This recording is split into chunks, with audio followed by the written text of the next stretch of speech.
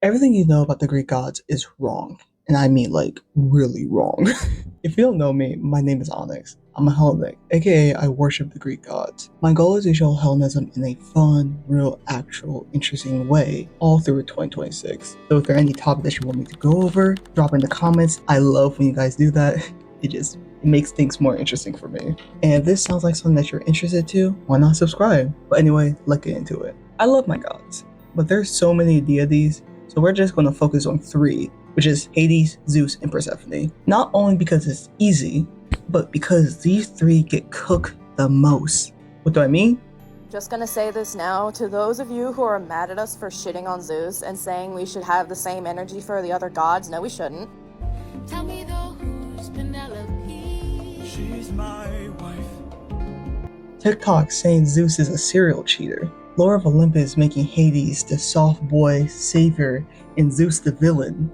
Percy Jackson swear Persephone was kidnapped, and random edits romanticizing trauma like it's cute. And listen, I can't throw too much shade, because I understand why you guys might think this way. I thought the same exact thing before I actually started learning. It's hard not to think this when basically that's all we know.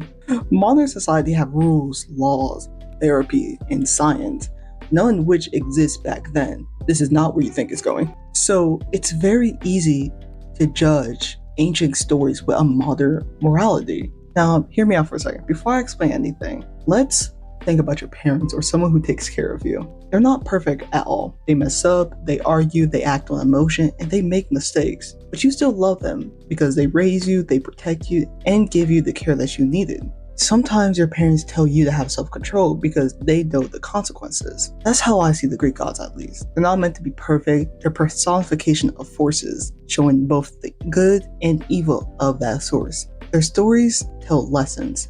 They're not drama or tea. And this is why I believe people completely miss the point. So let's break down each god, starting with Zeus himself. Sky, law, and order. Now, before going into this video at all, I did not know any of what I'm about to go into at all, and I thought this was interesting because each one of Zeus's affairs are symbolic. It's about kingdom merging, culture blending, the skies connecting with earth, storms, mountain, and oceans. These hookups aren't literal hookups.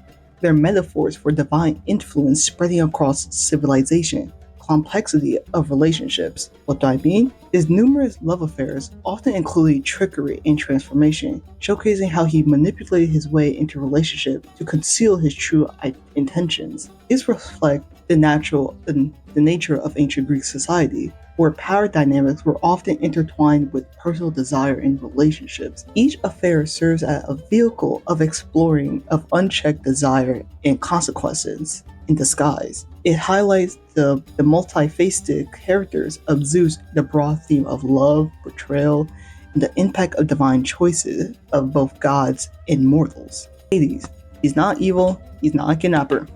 He represents the underworld, the cycle of life and death, stability, order, and boundary. If you have the title of the underworld and your text says that the Greeks were so scared of you that they refused to mumble your name, it's pretty easy to kind of see him as evil. The ancient Greeks did not see death as evil, just natural. Hades wasn't a villain.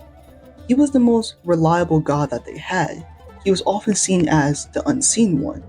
He embodied morality, the afterlife, the complication of life and death. I mean, from the few texts that we have, it does describe him as a fair ruler of his kingdom. Persephone, the sea, the cycle. And that kidnapping story, a modern fiction, a retelling that was made by a poet named Ovid.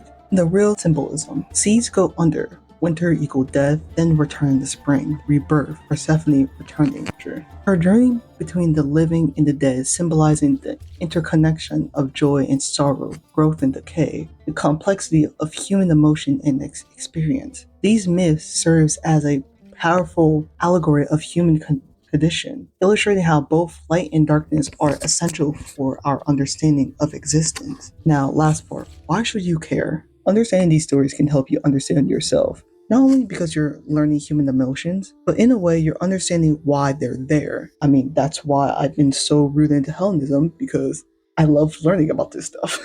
You're not also learning about the good and why you should be this and only this way. But you're also learning about your flaws. You're understanding them. It makes mythology meaningful again, not just memes and bad takes.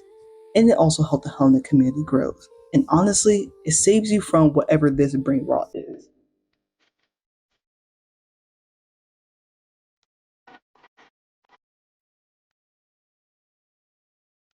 And if you still don't care, I can't force you to care about the gods. I'm just glad that you watch. If you vibe with this breakdown, you know what to do. We're building something divine here, one truth at a time. So if you don't want to miss it, hit that subscribe button, because this year it's gonna get spicy. Until next time, stay strong, stay wise, and never forget, even the gods have their flaws. Peace out, champions.